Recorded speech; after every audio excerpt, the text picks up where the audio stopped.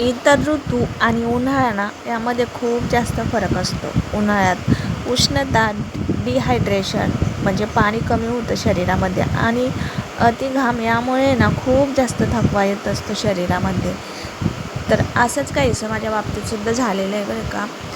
2 दिवस झाले मला आहे ना खूप जास्त अस्वस्थ वाटत होतं उन्हामुळे आणि जेवण पण जात नव्हतं आणि जेवण न गेल्यामुळे ना पूर्ण पाणी पण आपण कमीच पितो. जेव्हा जेव्हा आपण जेवण करू त्यावेळी आपण पाणी पण भरपूर पीत असतो आणि पोटात जर काही नसेल ना तर आपण जेवण तर नाहीच सोडाच, पण पाणी देखील आपल्याला पचत नाही किंवा पाणीसुद्धा जात नाही आणि त्यामुळे ना खूप शरीरामध्ये पाण्याची कमतरता होते आणि आपोआप आपल्याला नाही का थकवा जाणवायला लागतो आणि त्यामुळे काय होतं, काहीच म्हणजे खावंसं वाटत नाही किंवा कशातच मन लागत नाही आणि कुठलं काम देखील आपल्याला करावंसं वाटत नाही. सतत झोपून राहावं असंच वाटतं.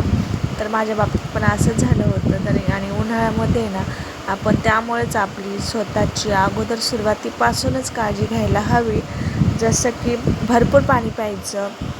बघा, झाडांना पाणी भरपूर दिलं तर किती छान टवटवीत दिसतात. तसंच आपण पण भरपूर जास्त पाणी प्यायचं, नारळ पाणी घ्यायचं.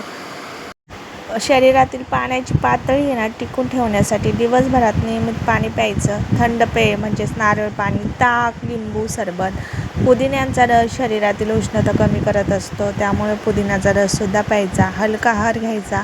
पचनास हलके, पौष्टिक आणि पाण्याचे प्रमाण जास्त असलेली फळं, कलिंगड किंवा खरबूज, काकडी अशा काही गोष्टी असतात त्या आपण जेवणामध्ये त्याचं सेवन करायचं, जेणेकरून आपल्याला छान आणि मस्त फ्रेश वाटेल या उन्हाळ्यातसुद्धा.